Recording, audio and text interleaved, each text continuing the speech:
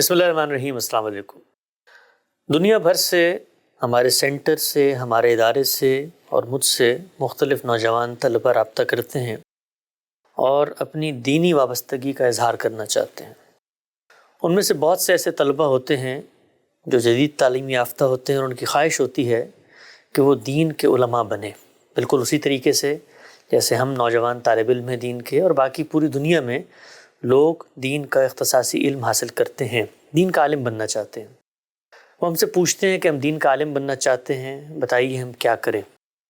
یہی سوال گزشتہ دنوں میں آسٹریلیا میں تھا، وہاں پر ایک نوجوان نے میرے سامنے رکھا اور وہ یہ کہنے لگا کہ میں چاہتا ہوں کہ میں دین کا عالم بنوں، لیکن میرا یہ فیصلہ ایک شعوری فیصلہ ہو، میں یہ جانوں کہ دین کا عالم کون شخص بن سکتا ہے، کیسے بن سکتا ہے، اور بننے کے مراحل کیا ہیں، اور پھر اس کے بعد زندگی کے اندر اس کی عملی افادیت کیا ہے، وہ کیا کام کرے گا، کمائے گا کہاں سے، کھائے گا کہاں سے، اور اس کو یہ کیسے معلوم ہوگا کہ وہ دین کا عالم بننے کا اہل ہے بھی یا نہیں ہے۔ میں نے اپنے اس مختصر سے سفر میں اس کو کچھ جوابات تو دیے، لیکن اس کا اضطراب رفع نہیں ہوا، اور وہ آسٹریلیا سے سفر کر کے ہمارے سینٹر یہاں تشریف لایا۔ اس کی یہ خواہش ہے کہ جو مجھ سے سوال و جواب کرے وہ دنیا تک بھی پہنچیں، تاکہ وہ لوگ جو دین کا عالم بننا چاہتے ہیں ان کے سامنے بھی وہ زاویہ نظر آ جائیں، جو خود ایک شخص مجھ جیسا طالب علم جس نے یہ فیصلہ کیا اس کے سامنے رہے۔ تو بغیر کسی توقف کے میں چاہتا ہوں ہم گفتگو کا آغاز کریں۔ اگلی چند سیشنز میں اس کے سوالات ہوں گے اور میں اپنی طالب علم رائے کو اس کے سامنے پیش کروں گا۔ میرے ساتھ موجود ہے حمزہ۔ السلام علیکم بھائی حمزہ، کیسے ہو آپ؟ جی الحمدللہ، آپ کیسے؟ اللہ کا شکر، خیر خیریت۔ آپ اتنی دور سے تشریف لائے، اور سب سے بڑی خوشی کی بات یہ ہے کہ زندگی میں جب آدمی کسی معاملے میں سیریس ہوتا ہے تو اس کے جو ایکشنز ہیں اس سے اس کی سیریسنس کا اظہار بھی ہوتا ہے۔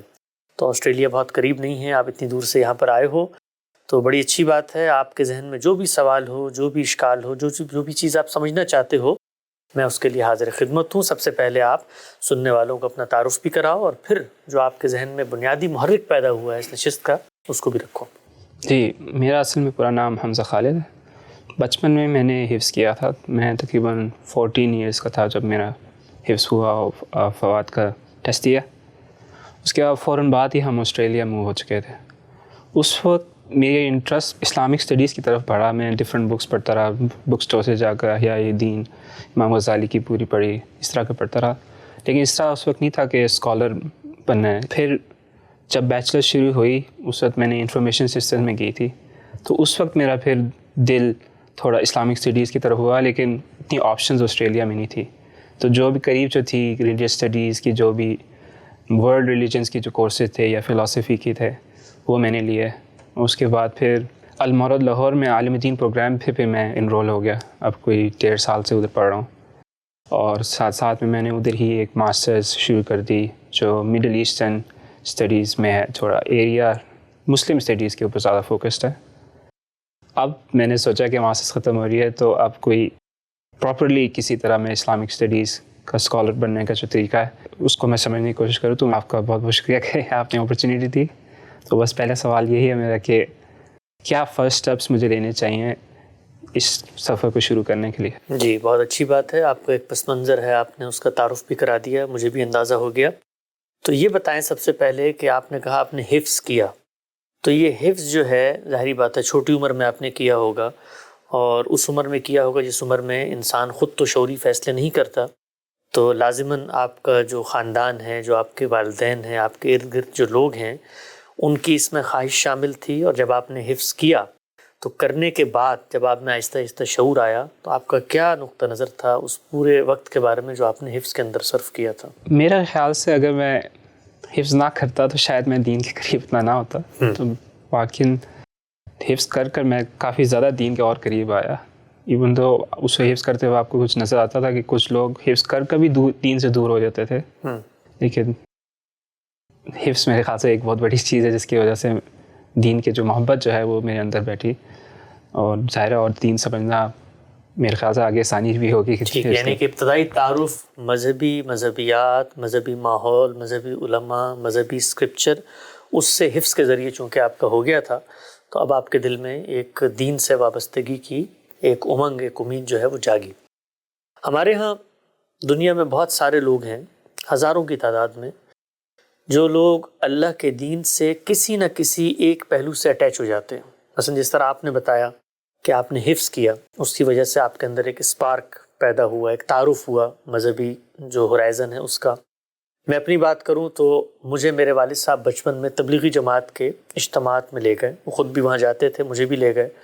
تو میں وہاں پر جب گیا، میں نے وہاں کا ماحول دیکھا، تو اس سے میرے اندر یہ ارج پیدا ہوئی کہ جو کچھ یہاں پر ہو رہا ہے اور جو لوگ یہ کام کر رہے ہیں، کیوں نہ میں بھی یہ کام کروں. یہ پہلا مرحلہ ہوتا ہے جس میں اللہ تعالیٰ نے آپ کی شخصیت کے اندر، آپ کی جو پرسنالٹی ہے، آپ کی جو ایک پورا کا پورا ریم آپ کے اندر اللہ تعالیٰ نے ڈال دی ہے، جی. وہ جب اپنے خارج سے متعلق ہوتی ہے تو انسانی طبیعت اور شخصیت کی جو مناسبتیں ہیں وہ اپنا ریلیشن قائم کرنا شروع کر دیتی ہیں. مجھے پچھلے دنوں ایک صاحب نے بتایا، وہ بہت اچھے موسیقار ہیں، بہت اچھا میوزک جو ہے کمپوز کرتے ہیں. تو میں نے ان سے پوچھا کہ آپ کے اندر یہ میوزک کی جو سینس ہے یہ کب ڈیولپ ہوئی؟ تو وہ یہ کہتے ہیں کہ میں 4-5 سال کا تھا، میری امی جو ہیں وہ سارے بچوں کو کھلونے دلانے لے کر گئیں، تو سب بچے کھلونے لے رہے تھے اور مجھے وہاں پر ایک ڈگڈگی سی نظر آئی. جی. تو میں نے جب اس کو ہاتھ میں پکڑا اور میں نے ہلایا نا تو مجھے بڑی اچھی لگی.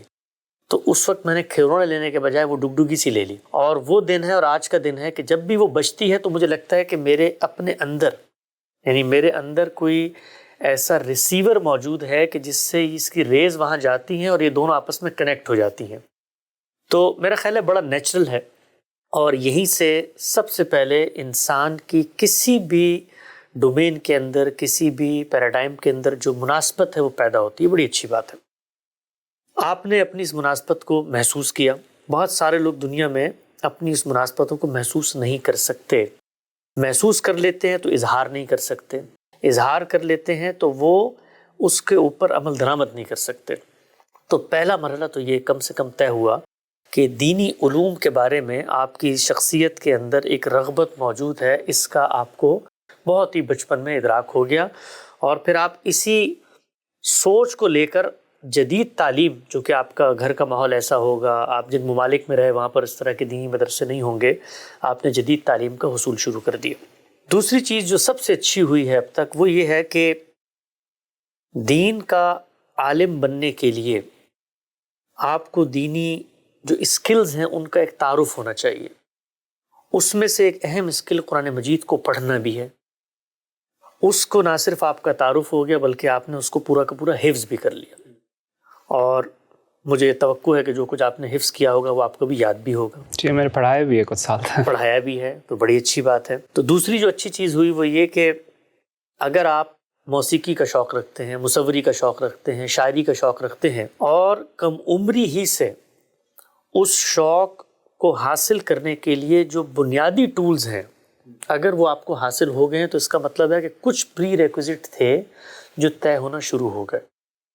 آپ کے یہاں تو طے ہو گئے، لیکن مثلاً بہت سارے لوگ اس وقت ہمیں سن رہے ہوں گے، ان کے اگر یہ نہیں طے ہوئے تو اس کا مطلب یہ ہے کہ جو دوسرا اسٹیپ تھا وہ اس میں لیک کرتے ہیں.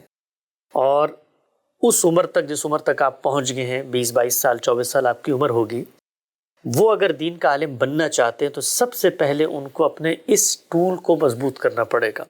اور یہ جو ٹول ہے اس کا بہت حد تک تعلق عمر سے ہوتا ہے. مثلا آپ نے دیکھیں ناظرہ قرآن ہے، اس کو پڑھنے کے لیے آپ بڑی عمر کے اندر وہ محنت نہیں کر سکتے جو آپ بچپن میں کرتے ہیں. یا قرآن مجید کے کچھ حصے کو آپ نے حفظ کرنا ہے، یا کسی دینی ماحول کی مناسبت اپنے ساتھ پیدا کرنی ہے، یہ بہت کچھ کم عمری میں ہوتا ہے.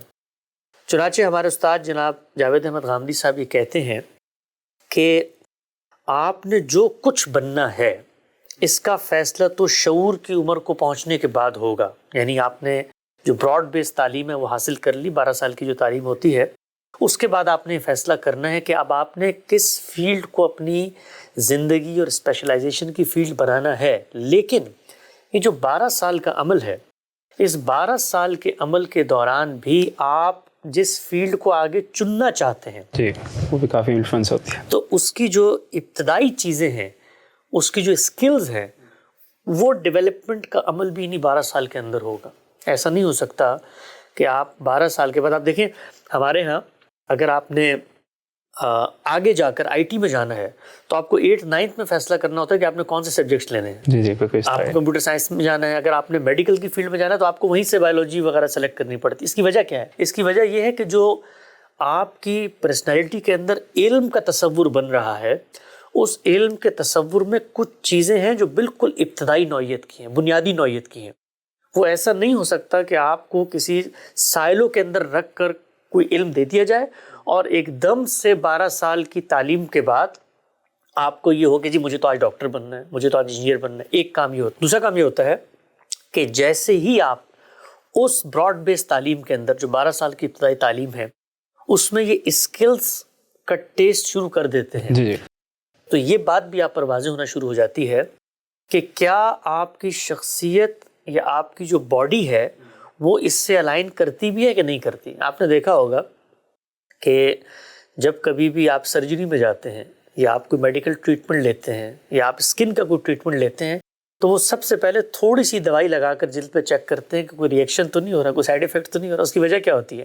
اس کی وجہ یہی ہوتی ہے کہ پتہ چل جائے کہ جو باقی جسم ہے اس کی مناسبت اس دوائی سے پیدا ہو سکتی ہے کہ نہیں اثر پیدا ہوگا یا نہیں ہوگا. تو اب بہت ضروری ہے اس بات کے لیے کہ جو لوگ دین کا عالم بننا چاہتے ہیں وہ اپنی اس 12 سال کی تعلیم کے اندر, کیونکہ شوق تو کم عمری میں پیدا ہو جاتا ہے.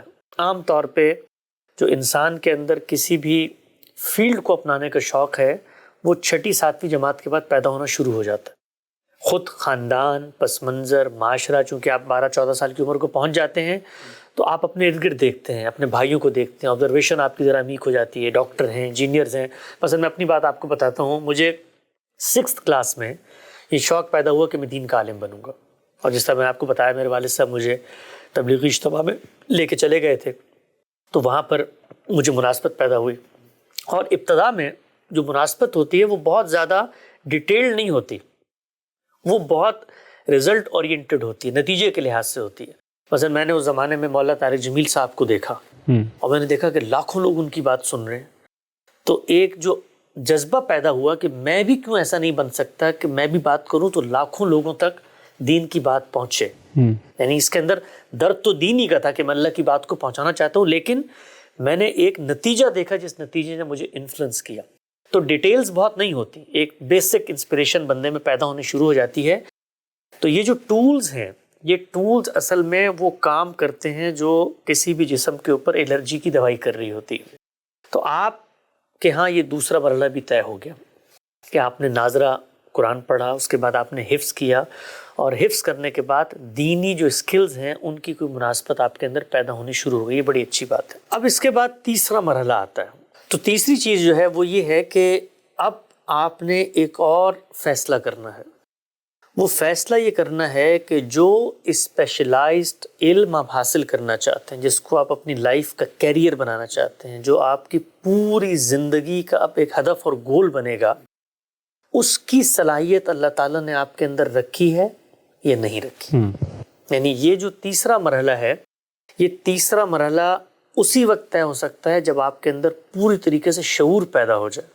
آپ اپنی ذات کا شعور بھی رکھتے ہوں, آپ کے اندر کریٹیکل انالیسس کی بصیرت بھی پیدا ہو چکی ہو, تجزیاتی طور پہ چیزوں کو دیکھنا اور اپنا جائزہ لینا, اپنی صلاحیت کا جائزہ لینا. اس لیے کہ اللہ تعالیٰ نے جو کچھ صلاحیت آپ کے اندر رکھی تھی وہ اب اس عمر کو پہنچ کر اپنے پینیکل پہ پہنچ چکی ہے, اس کا ظہور ہو چکا ہے.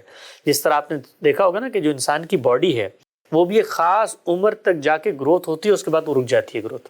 تو اسی طرح صلاحیت کا بھی معاملہ ہے کہ جو اللہ نے آپ کے اندر صلاحیت رکھی تھی, اب آپ نے اس کا انالیسس کرنا ہے کہ وہ صلاحیت کیا دین کا ایک اسپیشلائزڈ اسکالر بننے کی صلاحیت ہے یا اسپیشلائزڈ اسکالر بننے کی صلاحیت نہیں ہے.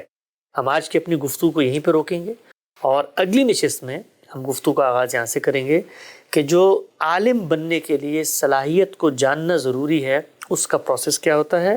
انشاءاللہ اس کے بعد ہم یہ دیکھیں گے کہ کیا آپ اس جگہ پر کھڑے ہوئے ہیں. اگر کھڑے ہوئے ہیں تو پھر آگے کے مراحل کیا ہیں. ہمارا وقت یہاں پہ ختم ہوتا ہے, دوبارہ حاضر خدمت ہوں گے. اب تک آپ کے وقت کا بہت شکریہ. بسم اللہ الرحمن الرحیم. السلام علیکم. دین کا عالم کیسے بنا جائے. ایک نوجوان طالب علم آسٹریلیا سے سفر کر کے ہمارے سینٹر میں تشریف لائے ہوئے ہیں. گزشتہ نشست میں ان سے گفتگو ہوئی تھی, ہم نے ان کا پس منظر سمجھا تھا اور یہ بھی جانا تھا کہ جب آپ دین کا عالم بننا چاہتے ہیں تو جو براڈ بیس تعلیم آپ حاصل کرتے ہیں اس میں کون سی سکلز ہیں جو وہاں پر ہی آپ کو سیکھنے کا آغاز کر دینا چاہیے ہے۔ آج کی نشست میں ہم گفتگو کریں گے کہ دین کا عالم بننے کی آپ کے اندر صلاحیت بھی ہے یا نہیں، اس کو ہم کیسے جان سکتے ہیں، اور دین کی جو خدمت ہے کیا اس صلاحیت کے بغیر بھی ہو سکتی ہے۔ اس سلسلے کو لے کر حاضر خدمت ہے۔ آغاز کرتے ہیں، ہمارے ساتھ موجود ہیں ہمارے بھائی حمزہ۔ کیسے ہو حمزہ؟ جی الحمدللہ ٹھیک ٹھاک ہو؟ تو کیا سوال تھا پچھلی دفعہ کا ہمارا آخری جس پہ ہم نے گفتگو کا خاتمہ کیا تھا؟ کہ صلاحیت کس طرح پہچانی جائے، وہ ہو سکتا۔ تو دیکھیے، دین کی سکلز آپ کو آ گئی بنیادی طور پہ، آپ یہ جان چکے ہیں کہ قرآن کیا ہے، پڑھنا کیسے ہے، بلکہ آپ نے تو اس کو یاد بھی کر لیا تھا۔ اب ہم نے اس چیز کا فیصلہ کرنا ہے کہ ہم نے دین کی ایک اسپیشلائزڈ علم کو حاصل کرنا ہے۔ اچھا، میں ایک بڑی دلچسپ تمہیں شروع میں یہ بات بتاتا ہوں کہ جس وقت میں نے اپنے اندر یہ جذبہ محسوس کیا تو میں دیکھتا تھا علماء کو جو پبلک کے اندر، سوسائٹی کے اندر موجود ہیں، کہ مجھے بھی ایسا بننا ہے یا میں بھی ایسا بننا چاہتا ہوں۔ تو جو سب سے زیادہ چیز مجھے متاثر کرتی تھی وہ یہ تھی کہ یہ تو گفتگو کرتے ہیں، بات چیت کرتے ہیں۔ تو دین کا عالم بننے کا مطلب یہ ہے وہ آدمی بن جایا جائے جو لوگوں سے بات چیت کر سکے، لوگوں تک اپنی بات پہنچا سکے، ان کو اللہ کے دین کی طرف بلا سکے۔ تو تصور یہ بنتا تھا، بچپن کی بات بتا رہا ہوں، جب میں 6 7ویں میں تھا، کہ میں کسی جگہ پہ جاؤں گا، وہاں پر کچھ لوگ بیٹھے ہوئے ہوں گے اور وہ مجھے کچھ سال بٹھا کر یہ بتائیں گے کہ گفتگو کیسے کی جاتی ہے، بات چیت کیسے کی جاتی ہے، اور دین کی جو بنیادی باتیں ہیں، یعنی معلومات کی چیزیں، وہ مجھے بتا دیں گے اور میں وہ معلومات دنیا تک پہنچا دوں گا۔ یہ میری اورینٹیشن تھی بچپن میں۔ ہر آدمی کی ڈیفرنٹ اورینٹیشن ہوتی ہے۔ وہ جب دیکھ رہا ہوتا ہے دین کے علماء کو اور وہ انہی جیسا بننا چاہتا ہے تو اس کے اندر ایک خواہش پیدا ہوتی ہے کہ شاید یہ بہت سادہ سا کام ہے، بڑا آسان سا کام ہے، اور ان ڈومینز کے مقابلے میں زیادہ آسان ہے جہاں پر بہت آپ کو فنی مہارت پیدا کرنی پڑتی ہے، وہاں پر بہت ٹیکنیکل سٹڈیز ہوتی ہیں، جیسے انجینئر بننا ہے، ڈاکٹر بننا ہے۔ تو سب سے پہلے تو اس غلط فہمی کو رفع کر لینا چاہیے۔ دین کے عالم ایک پروڈکٹ کی صورت میں ہماری سوسائٹی میں ہمیں نظر آتا ہے۔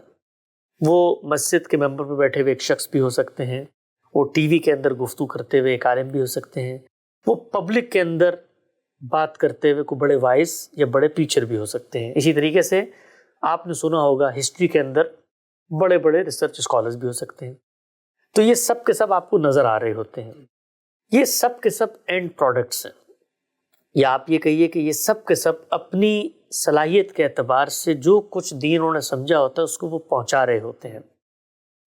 دین کا ایک محقق عالم بننا، دین کا ایک ریسرچ اسکالر بننا، یہ بالکل ایسے ہی ہے جیسے آپ آنکھ کے ایک بہت ماہر ڈاکٹر بنتے ہیں، یا جیسے آپ ایک بلڈنگ کے بہت ماہر مہندس یا انجینئر بنتے ہیں، اسپیشلائزیشن، یا آپ کیمیکل سائنٹسٹ بنتے ہیں۔ جب آپ سائنٹسٹ بنتے ہیں تو سائنٹسٹ بننے کے بعد ایک سائنٹسٹ سے آپ گفتگو کریں گے تو بظاہر تو وہ بہت آسانی اور سادگی سے چیزوں کو آپ کے سامنے بیان کر دے گا۔ کہ آپ ڈاکٹر بنیں گے تو آپ ڈاکٹر کے پاس جائیں گے اور کہیں گے جی مجھے سینے میں درد ہو رہا ہے، تو بڑی آسانی سے کہے گا کل کیا کھایا تھا تم نے؟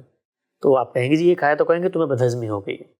تو بظاہر تو ڈاکٹر نے جو کچھ آپ تک پہنچایا ہے وہ بڑی سادہ سی بات لگ رہی ہے، آپ اس کو دیکھ کے کہیں گے یار اس نے اتنی سادہ سی بات مجھے بتائی ہے، اس کا مطلب یہ ہے کہ میں بھی کل کسی کے اگر سینے میں درد ہو تو اس کو یہ کہہ سکتا ہوں کہ تمہیں بدہضمی ہوئی ہے، تو اس کا مطلب ہے کہ میں بھی ڈاکٹر بن سکتا ہوں۔ ایسا نہیں ہے۔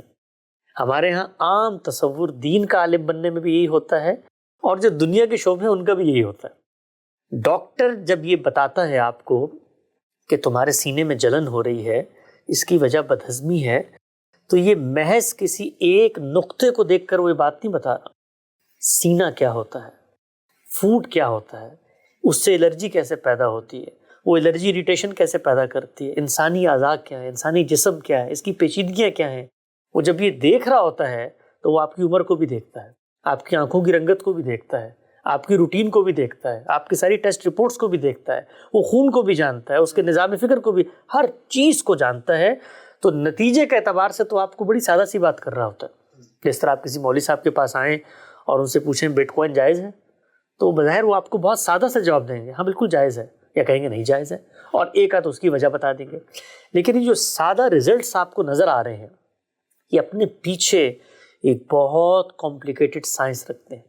اتنی کمپلیکیٹڈ سائنس ہے کہ اگر تھوڑا سا اونچ نیچ ہو جائے تو اس سے لوگوں کی جان جا سکتی ہے۔ مثلاً اگر ایک 60 سال کا آدمی ڈاکٹر کے پاس آ کے کہتا ہے کہ میرے سینے میں درد ہے، اور وہ اس کو اینو کی گولی دے کے کہتا ہے کہ آپ کو بدہضمی ہے، اور وہ یہ دیکھنے کی زحمت ہی نہیں کرتا کہ اس عمر میں بالعموم لوگوں کو ہارٹ کی بیماری ہو جاتی ہے، تو عین ممکن ہے کہ بندے کی جان چلی جائے۔ تو یہی معاملہ دینی علوم کا بھی ہے۔ اگر آپ میں یہ صلاحیت نہیں تھی، اگر آپ یہ جانتے نہیں تھے کہ پوری کی پوری سائنس ہے، اور آپ محض 2-4 لوگوں کی تقریریں سن کے دین کا عالم بننے کا جذبہ لے کر آگے ہیں، اور آپ کا خیال یہ ہے کہ اسی طریقے سے عالم بن جاؤں گا میں آن جاب ٹریننگ کے اصول پہ، تو جس طرح وہاں پر نیم حکیم خطرہ جان ہوتا ہے، تو یہاں پر نیم ملا خطرہ ایمان بن جاتا ہے۔ تو یہ اتنی حساس بات ہے کہ کوئی معمولی بات نہیں ہے کہ آپ اپنی صلاحیت کا جائزہ لیے بغیر اور اس چیز کو سمجھے بغیر کہ جو کچھ آپ حاصل کرنے جا رہے ہیں وہ آپ حاصل کرنے کی وقت بھی رکھتے ہیں۔ کیونکہ آپ دیکھیں ہماری سوسائٹی میں بہت سارے لوگ ہیں، عطائی طب کا آپ نے نام سنا ہوگا، کراچی میں کبھی جائیں، لاہور میں کبھی آپ جائیں، لوگ سڑک کنارے بیٹھے ہوتے ہیں، آپ کے دانت نکالتے ہیں، آپ کی نظر کا چشمہ آپ کو دے رہے ہوتے ہیں، بظاہر وہ بھی آپ کے جسم کے ساتھ کچھ نہ کچھ کر رہے ہوتے ہیں، لیکن وہ 2 دانت ٹھیک نکلتے ہیں اور تیسرے کو انفیکشن ہو کے منہ کا کینسر بھی ہو سکتا ہے۔ تو اگر آپ کم صلاحیت کے ساتھ کسی میدان میں جاتے ہیں تب بھی آپ نقصان کرتے ہیں، اور اگر آپ اس چیز کو سمجھے بغیر کسی میدان میں جاتے ہیں کہ اس میں کام کیسے ہوتا ہے تو بھی آپ اپنا نقصان کرتے ہیں۔ تو اب آئیے اس بات پر کہ دین کا علم ہوتا کیا ہے، ہم اس کو جانیں گے، اور ہم اس کو جانیں گے کہ مجھے کیسے یہ معلوم ہوگا کہ میرے اندر یہ صلاحیت موجود ہے کہ میں دین کا عالم بن سکتا ہوں۔ دوسری چیز کو پہلے لے لیتے ہیں۔ دیکھیے، آپ اگر یہ چاہتے ہیں نا، آپ نے حفظ کر لیا والد صاحب کے کہنے پہ، آپ کو اللہ کا دین بڑا اچھا لگتا ہے، آپ اللہ کے دین کی کوئی نصرت کا کام کرنا چاہتے ہیں، تو پہلے اپنے ذہن سے اس خلجان کو نکال دیں کہ یہ کام عالم بننے سے ہی ممکن ہے۔ ایسا نہیں ہے، آپ اللہ کے دین کی بہت خدمات کر سکتے ہیں بغیر عالم بنے ہوئے بھی۔ یعنی محض یہ جو جذبہ ہوتا ہے نا ہمارے یہاں کہ میں دین کے لیے کچھ کرنا چاہتا ہوں، اور سب سے پہلے جذبہ اپنی خاطر ہوتا ہے، میں خود دین سیکھوں، میں دین سیکھوں تو مجھے علم حاصل ہوگا، کل میں نے مرنا ہے، آخرت میں میری کامیابی کا مدار اور نجات اسی پر منحصر ہے، اور پھر میں اپنے ارد گرد کے لوگوں کو بھی دین سکھاؤں۔ تو یہ جو جذبہ محرکہ ہے، اس کے لیے عالم بننے کی بالکل ضرورت نہیں ہے۔ دیکھیے، اللہ تعالیٰ نے ہر انسان کو مختلف سطحوں کی انٹلیکچوئل کیپیسٹی دی ہوئی ہوتی ہے۔ اگر آپ ایک اچھے مسلمان بننا چاہتے ہیں تو آپ کو زیادہ سے زیادہ 1 مہینہ چاہیے۔ اس 1 مہینے کے اندر آپ کسی بھی اسکالر سے، کسی بھی مسجد کے اندر بیٹھے ہوئے عالم سے یہ سیکھ سکتے ہیں کہ دین کے آپ سے مطالبات کیا ہیں۔ چند بنیادی چیزیں، بھائی آپ نے نماز پڑھنی ہے، آپ نے روزہ رکھنا ہے، آپ نے زندگی میں 1 دفعہ حج کرنا ہے، پیسے آئیں تو زکوٰۃ دینا ہے، فکس شرح ہیں۔ پھر دین کے جو عملی مطالبات ہیں وہ ٹریڈیشن کے ذریعے نسل در نسل سنت متواترہ سے پوری سوسائٹی میں موجود ہیں۔ چھینک آئے تو کیا کرنا ہے، مونچھیں پست رکھنی ہے، یہ جو آپ کے معاملات ہیں غسل کے، یہ کیسے آپ پر واجب ہوتے ہیں، یہ بنیادی نوعیت کی چیزیں ہیں۔ نکاح ہو جاتا ہے تو کیسے کرنا ہے، طلاق زندگی میں 1 آدھ بار دینی ہے تو کیسے دینی ہے۔ تو جو بنیادی رسوم و آداب کی چیزیں ہیں، قربانی کرنی ہے تو کیسے کرنی، عملی پریکٹسز، عملی مطالبات، یہ سیکھنے کے لیے کسی بھی مسلمان کو 1 مہینے سے زیادہ کا وقت نہیں چاہیے۔ آپ یہ کہتے ہیں کہ بالکل ٹھیک ہے، میں نے تو یہ سب چیزیں سیکھی ہوئی، لیکن میں اپنے اندر یہ جذبہ محسوس کرتا ہوں کہ اس سے آگے بڑھ کر نہ صرف یہ کہ میں یہ جانوں کہ اللہ کے یہ مطالبات ہیں، بلکہ میں یہ بھی جانوں کہ اللہ نے یہ مطالبات کہاں دیے ہیں اور کیسے دیے ہیں اور کیوں دیے ہیں، کن الفاظ میں دیے، ان کے پیچھے ریزن کیا ہے، ان کے پیچھے مقصدیت کیا ہے۔ تو اب ایک عام کامن پریکٹسنگ مسلم سے آپ ایک اسٹیپ آگے بڑھ گئے، ایک اسٹیپ آگے بڑھ کے آپ اس جگہ پہ چلے گئے کہ جو کچھ اللہ کی منشا ہے، اللہ کی خواہش ہے، جو مجھ تک علماء پہنچا رہے ہیں، میں اس کے ریزن کو سمجھوں، علت کو سمجھوں، لاجک کو سمجھوں، سبب کو سمجھوں۔ یہ جو دوسرا مرحلہ ہے دین کو سمجھنے کا، اس کے لیے آپ کو 3 مہینے چاہیے۔ اب 3 مہینے کے اندر اس کو بھی جان سکتے ہیں۔ مثال دیتا ہوں میں آپ کو، بر صغیر کے بڑے مشہور عالم ہیں مفتی کفایت اللہ دہلوی، انہوں نے ایک کتاب لکھی ہے اسلام کیا ہے۔ اس کتاب میں اسلام کے حوالے سے آپ کے ذہن میں جتنے سوالات پیدا ہوتے ہیں، بنیادی سوالات، دین کیوں دیا گیا، دین میں کیا چیزیں ضروری ہیں، دین میں کیا مجھ سے عملی تقاضے ہیں، ان کی وجہ کیا ہے، یہ سب بیان ہو جاتے ہیں۔ اچھا، اسی کے ساتھ ساتھ ہمارے استاد جناب غامدی صاحب ہیں، ان کی کتاب ہے الاسلام کے نام سے، اللہ کیا چاہتا ہے اور کیوں چاہتا ہے اور جو کچھ وہ چاہ رہا ہے اس کا مقصد کیا ہے، وہ سب کچھ اس میں بیان ہو گیا۔ میں آپ کو مثال دیتا ہوں، آپ اس دوسرے لیول پہ جانا چاہتے ہیں تو ایک عالم آپ کو بتاتا ہے کہ دیکھو دین کا جو مقصد ہے نا وہ تزکیہ ہے، تمہاری پیوریفیکیشن ہے۔ یہ 3 پہلوؤں سے ہوتا ہے، انسانی جسم ہے ایک پہلو، کھاتا پیتا ہے خورونوش دوسرا پہلو، اسی طرح اس کے تصورات اور جو اس کے ذہن میں افکار و نظریات بنتے ہیں تیسرا پہلو۔ تو تطہیر بدن ہوگی، تزکیہ اخلاق ہوگا اور تطہیر خورونوش ہوگی۔ یہ 3 چیزیں ہیں۔ عبادات جو ہیں وہ اللہ تعالیٰ سے اسی تعلق کو مضبوط کرنے کا ذریعہ بنتی ہیں۔ ہم اللہ کے بندے ہیں، اس کے عبد ہیں، ہمیں جھک کے رہنا ہے، اس لیے ہمیں نماز پڑھنی ہے، یہ اس کے عملی تقاضے ہیں۔ حج اصل میں نظر کی تمثیل ہے اور کچھ چیزیں ہوتی ہیں اطاعت کے لیے، کچھ چیزیں ہوتی ہیں پرستش کے لیے۔ تو جو دین کے عملی مطالبات ہیں وہ ان کو آپ کو ان ہیڈس کے اندر رکھ کے دکھا دیں گے۔ تو اب آپ اصل میں پہلے اسٹیج سے نکل کے دوسرے اسٹیج میں آ گئے جہاں پر آپ خود عمل کر رہے ہیں، تو آپ کو یہ پتہ ہے کہ آپ کیوں عمل کر رہے ہیں۔ اس میں اب آپ کو یہ تردد نہیں، آپ روزہ رکھ رہے ہیں، کوئی آپ سے پوچھے گا بھائی کیوں تم بیوقوف ہو پورے دن کھاتے پیتے نہیں ہو، تو آپ اس کو جواب دے سکتے ہیں بھائی میں اس لیے کر رہا ہوں کہ اس میں اصل میں اللہ کی اطاعت کا اظہار ہوتا ہے، نماز میں اس لیے پڑھ رہا ہوں کہ اس میں پرستش کا اظہار ہوتا ہے، حج میں اس لیے کر رہا ہوں کہ اس میں اللہ کی نظر کرنے کا اظہار ہوتا ہے۔ تو آپ وجوہات کو جان لیں گے، چیزوں کو جان لیں گے، چھینک آنے پر کیوں کہنا ہے الحمدللہ، کیوں کہنا ہے یرحمک اللہ، اس لیے کہ اختلال کا موقع ہوتا ہے، اللہ تعالیٰ اس موقع پر ہمارے لیے عنایت کا معاملہ فرماتے ہیں، ہم ان کی شکر گزاری کرتے ہیں۔ یہ ہو گئی بات۔ تو یہ جتنی سنتیں ہیں، جتنے عملی مطالبات ہیں، ان کی اپسٹمالوجی کو، ان کی مقصدیت کو آپ 3 مہینے میں سمجھ سکتے ہیں۔ اور اگر آپ دین کے لیے اور دین کے ساتھ اپنی مناسبت کا اظہار کرنا چاہتے ہیں تو بڑی آسانی سے 3 مہینے میں مرحلہ طے ہو سکتا ہے۔ اس کے بعد اگلا مرحلہ ہے، وہ مرحلہ یہ ہے کہ آپ نے جو کچھ دین کی تعبیر سنی، سمجھی، اس کے مقصد کو جانا، وہ تو کسی ایک عالم نے آپ کو بتائی ہے نا، یہ کسی ایک پوائنٹ آف ویو رکھنے والے مفکر نے آپ کو بتائی ہے نا۔ یا مثلا آپ نے اپنے محلے کی مسجد سے مفتی کفایت اللہ دہلوی کی کتاب لے لی، یا آپ کی والد کی مجھ سے دوستی تھی تو میں نے آپ کو غامدی صاحب کی کتاب دے دی، یا کسی دوسرے شخص نے مفتی تقی عثمانی کی کتاب لے لی۔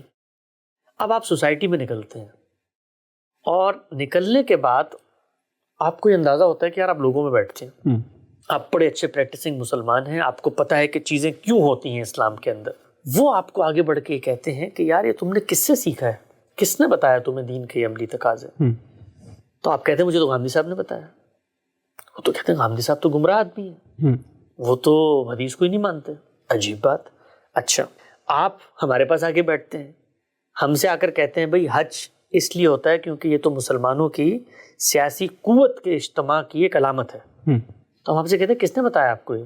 آپ کہتے ہیں مجھے تو فلاں عالم نے بتایا۔ کہتے ہیں تو بالکل غلط ہے، یہ تعبیر تو ٹھیک نہیں ہے۔ تو جیسے ہی آپ سوسائٹی میں ایک باشعور مسلمان کی حیثیت سے نکلتے ہیں تو آپ کو یہ پتہ چلنا شروع ہو جاتا ہے کہ یار یہ جو کچھ میں نے سیکھا تھا ریزننگ کے بارے میں، اس میں تو اختلاف پایا جاتا ہے، اس میں تو ڈفرینٹ تعبیرات ہیں، ڈفرینٹ اسکول آف تھاٹس ہیں۔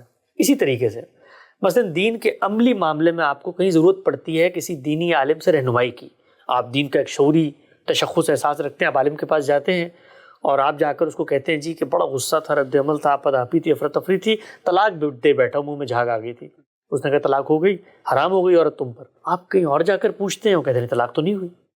تو آپ کے ذہن میں سوال پیدا ہوتا ہے اتنا سادہ دین تھا، میں نے سمجھا، ریزننگ بھی میں نے سمجھ لی، تو اب یہ اختلاف کیوں ہو رہا ہے ان لوگوں میں؟ اور یہ اختلاف آپ کو ہر قدم پہ نظر آئے گا، ہر جگہ پہ نظر آئے گا۔ مثال لے لیں آپ اس کی، چلیں ہم نماز ہی پڑھنے چلے گئے مسجد میں، تو آپ اہل تشیعوں کی مسجد میں چلے گئے تو آپ نے دیکھا انہوں نے 2 نمازیں ملا کے پڑھ لی، ظہرین کی یا مغربین کی۔ یا آپ نے دیکھا ہے تو وضو کر رہے ہیں، ہم لوگ تو مثال کے طور پہ سر کا مسا کرتے ہیں، تو یہاں پر تو پیر کا مسا ہو رہا ہے، تو یہ کیا چکر ہے؟ تو اختلافات سامنے آنا شروع ہو جاتے ہیں۔ تو اب 2 طریقے ہیں۔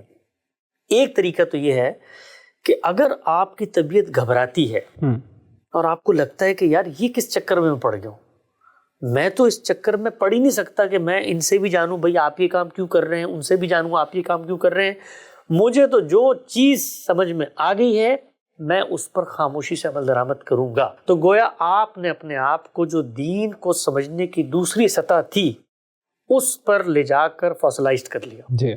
متحجر کر لیا اور آپ یہاں پہنچ گئے کہ میں نے صرف اور صرف عمل درآمد کرنا ہے، جو کچھ مجھ تک پہنچ چکا ہے میں نے اس سے آگے نہیں بڑھنا، مجھے جو بتا دیا گیا ہے میرا اس پر اطمینان ہے، میں یہ صلاحیت ہی نہیں رکھتا کہ میں ان کے دلائل بھی جانوں ان کے دلائل بھی جانوں، اس پہ تجزیہ کروں۔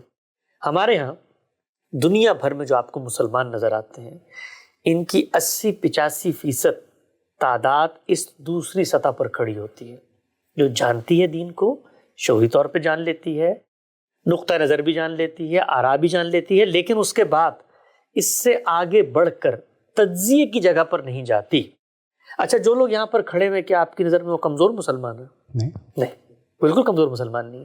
اللہ تعالیٰ نے جس طرح سے انسانوں کو پیدا کیا ہے ان کی ایک بہت بڑی تعداد وہ اسی نوعیت کا انٹلیکچول کیپیسٹی لے کے پیدا ہوتی ہے۔ آپ نے دیکھا ہوگا کہ کسی بھی ملک کے اندر کسی فیکٹری کا آپ جائزہ لے لیں، اگر سارے لوگ اسی طرح کا انٹلیکچول لیول رکھتے جو اس کے سی ای او کا ہے، تو آپ مجھے بتائیے کہ اس میں جو مین پاور چاہیے وہ کہاں سے آتی؟ وہ سارے لوگ تو وہاں بیٹھ کے ٹھنڈے کمرے میں تجزیہ کر رہے ہوتے، وہ شخص کہاں سے آتا جس نے مشین کے اوپر کھڑے ہو کر پسینہ اپنا نچوڑ کر اس کو چلانا ہے؟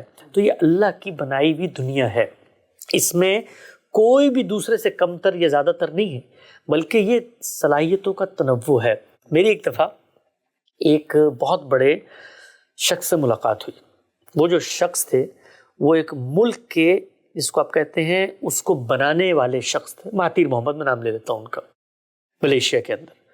تو میں نے ان سے یہ پوچھا، میں نے کہا کہ آپ نے اس ملک کو ایک ترقی کی راہ پہ لگا دیا، اور ہم دیکھتے ہیں ملیشیا اس وقت ماڈرن جو اسٹیٹ کرافٹ اسٹرکچر ہے اس کا ایک شاہکار ہے دنیا کے اسٹیج پر، تو اس میں راز کیا ہے، کیسے کیا آپ نے کام؟ تو انہوں نے بڑا سادہ سا جواب دیا، اس کی حکایت میں آپ کے سامنے رکھتا ہوں۔ انہوں نے کہا میں نے اس چیز کو انالائز کیا کہ میری قوم کے اندر جو انٹلیکچولز ہیں ان کی تعداد 5-6% سے زیادہ نہیں ہے، میں نے ان انٹلیکچولز کو تیار کیا ملک کا نظام چلانے کے لیے، اور باقی پوری قوم کو ان کے پیچھے لگا دیا کہ وہ جو یہ کہیں اس کے مطابق اس پر عمل درآمد کرو۔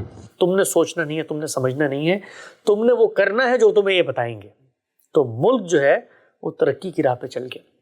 تو بہت بڑی تعداد لوگوں کی ایسی ہوتی ہے جو زندگی کی گہما گہمی میں، افراتفری میں، معیشت کی دوڑ میں، آپ مجھے بتائیے ایک مزدور مثال کے طور پہ جو مزدوری کرتا ہے، ایک شخص جو میکڈونلڈس پہ دن میں 8 گھنٹے دیتا ہے، اس کے پاس کیا یہ وقت بچتا ہوگا کہ وہ جا کر تجزیاتی صلاحیت کر کے ان چیزوں کے اوپر غور و فکر کرے؟ بچتا ہی نہیں ہوتا، وقت ہی نہیں بچتا۔ معیشت کی مشکل اتنی سخت ہوتی ہے کہ وہ ان چیزوں پر غور ہی نہیں کر سکتا۔ پھر کیا وہ سب کے سب اسی طرح کی براڈ بیس تعلیم سے گزرتے ہیں؟ کیا وہ سب کے سب کو ان کے والدین یہ اختیار دیتے ہیں کہ وہ پیشہ اپنی مرضی سے اختیار کریں؟ ہوتا ہی نہیں ہے۔ تو زمانے کی مجبوریاں، حالات کا جبر، معیشت کی دوڑ، یہ سب کچھ ایک عام شخص کو وہاں تک رکھتی ہے جہاں پر وہ چیزوں کو سنتا ہے، ان کی ریزننگ کو اپناتا ہے اور ان پر عمل درآمد شروع کر دیتا ہے۔ یہ 2 سطح ہیں جو میں اب تک آپ کے ساتھ زیر بحث لے کر آیا۔ اس کے علاوہ بھی 2 سطح ہیں۔ عالم کیسے بنا جائے اس کے سفر کے بارے میں آپ کو بتا رہا ہوں۔ وقت یہاں پہ ختم ہوتا ہے، دوبارہ حاضر خدمت ہوں گے، اب تک شکریہ۔ بسم اللہ الرحمن الرحیم۔ السلام علیکم، میرا نام حمزہ۔ پچھلی بار حسن بھائی کے ساتھ ہم عالم بننے کی جو کرائٹیریا یا جو ریکوائرمنٹس ہے وہ دیکھ رہے تھے۔ پچھلی بار ہم 4 لیولز جو صلاحیت کی ہوتے ہیں وہ ہم نے کی تھی، 2 دیکھ لی تھی، آخری 2 کی بات ہو رہی تھی۔ حسن بھائی آپ کا بہت شکریہ۔ جی بھیا، 2 کے بارے میں نے آپ کو بتایا تھا کہ دین سے اگر آپ تعلق کا اظہار کرنا چاہتے ہیں تو اس میں پہلا لیول تھا ایک عام آدمی کا، عملی مطالبات پورے کر دیں، اللہ تعالیٰ جنت کی ضمانت دیتے ہیں۔ ایک عام آدمی سے ہرگز اللہ تعالیٰ نے یہ مطالبہ نہیں کیا کہ وہ دین کے پورے رموز، دین کی پوری حقیقت، دین کے اندر اتر کے اشیاء کی علت ان کو جانے، باہمی ربط کو جانے، نئے معاملات کے اندر اس پہ اجتہادی اطلاق کرے۔ عام آدمی کے پاس نہ اس کی فرصت ہوتی ہے، نہ یہ انٹلیکٹ ہوتی ہے، اور نہ یہ اس کے کرنے کا کام ہوتا ہے، اس لیے کہ اگر وہ یہ کام کرے تو یہ کام اپنا اخراج مانگتا ہے، اور اگر وہ یہ کام کرے گا تو پھر دنیا کے معاملات کیسے چلیں گے؟ اچھا، اس کو کبھی بھی اس پہ معمول نہیں کرنا چاہیے کہ کوئی ادنا لیول ہے، نہیں، ہرگز نہیں۔ یہ اللہ تعالیٰ نے جو صلاحیت اس کو دی ہے اس کے لحاظ سے کمپیریزن ہوتا ہے۔ میں آپ کو بڑے خوبصورت واقعہ سناتا ہوں۔ میرے ہاں ٹوئن بچوں کی پیدائش ہوئی، تو جب بچوں کی پیدائش ہوئی، بالکل نیا ایکسپیرینس تھا، بالکل کم عمری میں نوجوان، تو ڈاکٹر کے پاس جاتے تھے ہر 2-3 مہینے بعد، تو میں نے کوئی 2-4 مہینے بعد جانے کے بعد اس سے پوچھا کہ ڈاکٹر صاحب یہ بتائیے کہ میرے بچے کی عمر 4 مہینے ہو گئی ہے، دنیا میں 4 مہینے کے بچے کا کتنا وزن ہوتا ہے اور اس کے ساتھ کمپیئر کر کے بتائیں کہ میرا بچہ کتنا صحت مند ہے۔ تو انہوں نے مجھے ایک بڑی قیمتی بات بتائی تو ایک میڈیکل پوائنٹ آف ویو کے پس منظر میں، لیکن اس سے میں نے ایک بڑا سبق حاصل کیا۔ انہوں نے کہا کہ ایز اے ڈاکٹر ہم کبھی بھی یہ کمپیریزن نہیں کرتے کہ دنیا کے اندر 4 مہینے کے بچوں کا وزن کیا ہے اور آپ کے بچوں کا وزن کیا ہے، اس سے ان کا جو گروتھ چارٹ ہے وہ ڈیولپ ہو، بلکہ ہم ان کا کمپیریزن خود ان کی پیدائش سے لے کر اب تک سے کریں گے۔ گروتھ ہی بس، ہاں، یعنی آپ کا کمپیریزن باہر سے نہیں ہوتا، آپ کا کمپیریزن خود آپ کو جو اللہ نے صلاحیت دی اس کے لحاظ سے بھی کتنا وزن لے کے پیدا ہوا تھا اور اس میں اس نے کتنا اضافہ کیا ہے۔ تو صلاحیت کا بھی یہ معاملہ ہوتا ہے، اللہ نے اگر آپ کو ایک کامن مین پیدا کیا ہے اور آپ چیزوں کو اس طریقے سے اندر اتر کے نہیں دیکھتے تو یہ کوئی عیب کی بات نہیں ہے۔ آپ دیکھیے رسول اللہ صلی اللہ علیہ وسلم کے پاس ایک صحابی آئے، انہوں نے آ کر کیا پوچھا آپ صلی اللہ علیہ وسلم سے؟ آپ کے اونٹ کی نکیل پکڑی؟ یعنی یہ تک نہیں پتا کہ کوئی کہیں جا رہا ہو تو روکنے کے کیا طریقہ کار ہو سکتے ہیں، نکیل پکڑ کے روک لیا اور کہا جنت میں جانے کا نسخہ بتائیے، اور آپ نے جواب میں چند بنیادی باتیں بتائیں، بھئی نماز پڑھو، زکوٰۃ دو، حج ادا کرو، اور 1-2 اخلاقیات کی باتیں بتائیں۔ تو اس نے کہا کہ یا رسول اللہ اس میں نہ میں کمی کروں گا اور نہ میں اضافہ کروں گا۔ تو وہ جب گیا تو آپ صلی اللہ علیہ وسلم نے فرمایا کہ اگر اس نے اپنی بات پہ عمل کر لیا تو جنت میں داخل ہو گیا۔ گویا جنت میں داخل ہونے کا جو معیار ہے وہ علم نہیں ہے، وہ صلاحیت کی بنیاد پر دین کا انڈیپینڈنٹ اسکالر بننا نہیں ہے، وہ جو آپ کو صلاحیت دی گئی ہے اس کے مطابق عمل درآمد کرنا ہے۔ تو پہلا لیول یہ تھا۔ دوسرے لیول کے بارے میں ہم نے بات کی تھی کہ آپ آگے بڑھ کے چیزوں کو ان کی حقیقت میں جاننے کی کوشش کا آغاز کرتے ہیں، مقصد جان لیتے ہیں، علت جان لیتے ہیں، موٹی موٹی بنیادی باتیں پتہ چل جاتی ہیں، بے دین کا مقصد تزکیہ ہے، کن کن پہلوؤں سے تزکیہ ہونا ہے، اخلاق کے پہلو سے، بدن کے پہلو سے، خورنوش کے پہلو سے، عبادت کا مقصد کیا ہے، بنیادی کانسیپٹس کیا ہیں، ان کی وجوہات کیا ہیں۔ لیکن اس سے آگے کی بات نہیں، اس سے آگے تو پھر اختلافات آپ کے سامنے آئیں گے، تو اس میں آپ کیا کریں گے؟ تو 2 ہی رستے ہیں، یا تو آپ کسی عالم پر اعتماد کریں اور عمل درآمد شروع کر دیں اور زندگی گزار لیں، کوئی مذائقے کی بات نہیں ہے۔ یہ وہ 3 مہینے کا وقت، ہاں، یہ 3 مہینے آپ کو اس میں چاہیے کہ آپ کسی عالم سے بات چیت کریں، پوچھیں، وہ آپ کو بنیادی دین کا پورے جو اصول ہے، میں نے آپ کو مثال بھی دی تھی مفتی کفایت اللہ دہلوی کی کتاب اسلام کیا ہے، یا غامدی صاحب کی کتاب الاسلام، یا اور بھی بہت سارے علماء نے لکھا بھی اسلام کیا ہے، تقاضے کیا ہے، بنیاد کیا ہے، حقیقت کیا ہے، مقصد کیا ہے، یہ سب چیزیں معلوم ہو جائیں گی۔ اچھا، ساتھ میں آپ صلی اللہ علیہ وسلم جب دنیا میں تشریف لائے ہیں، آپ کے ارد گرد بھی لوگ ہیں، ایک تصور عام طور پہ پیدا ہوتا ہے نا کہ دین کا اتنا بڑا عالم، سب سے بڑا عالم، اور خدا کا آخری پیغمبر، خدا کا فرستادہ، چنیدہ، منتخب کردہ، اور وہ حتمی حجت قول فیصل لے کر آیا ہوا ہے، تو عقل تو یہ کہتی ہے کہ یار ارد گرد جتنے لوگ ہیں وہ جیسے ہی اس کی صحبت میں جائیں تو وہ تو دین کے بالکل آپ کو کہتے ہیں سکہ بند اور مایہ ناز، ان کو عالم بن جانا چاہیے۔ وہاں بھی یہ معاملہ نہیں ہوتا۔ میں نے آپ کو مثال دی بدو کی، عام آدمی کی جگہ پہ کھڑا ہوا ہے، کتنے ہی صحابہ ہیں جو اس کے بعد اس دوسرے لیول پر کھڑے ہوئے ہیں کہ دین کو جو ان کی ہدایات ہیں ان کی حقیقت کے لحاظ سے سمجھتے ہیں، اس پہ عمل درآمد شروع کر دیتے ہیں۔ اس کے بعد ایک تیسرا مرحلہ آتا ہے، وہ تیسرا مرحلہ ہے ان لوگوں کے لیے جو اپنے اندر تجزیے کی، تحلیل کی، انٹلیکچول ڈسکشنز کو ڈائجسٹ کرنے کی صلاحیت رکھتے ہیں۔ یہ صلاحیت کیسے پیدا ہوتی ہے؟ یہ صلاحیت پیدا ہوتی ہے بالعموم براڈ بیس تعلیم سے۔